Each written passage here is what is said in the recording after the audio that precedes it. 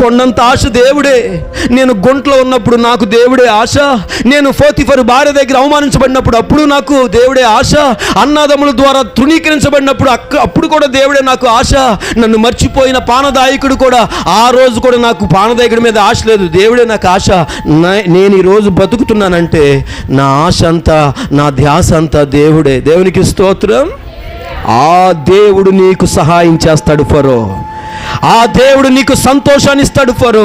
అందుకనే దయచేసి జాగ్రత్త వినాలి. ఆత్మీయత గుర్తు ఏంటంటే, నీ దగ్గరికి ఎవరైనా సహాయానికి వస్తే నువ్వు దేవుడి వైపు చూపించాలి. బాధలు వస్తే నువ్వు దేవుని పరిచయం చేయాలి. నీ బాధలు తొలగించేది దేవుడు, నీ కష్టాన్ని తీసేసి దేవుడు, నీ కన్నిటిని నాట్యంగా మార్చేది దేవుడు అని చెప్పగలిగినటువంటి మనసున్న వాళ్ళు ఆత్మీయులు, ఆత్మీయతను కలిగిన వాళ్ళు. దేవునికి స్తోత్రం. మనం ఎలాంటి వాళ్ళు తెలుసా? ఎవరైనా బాధతో వచ్చాడనుకోండి, వాడికి 4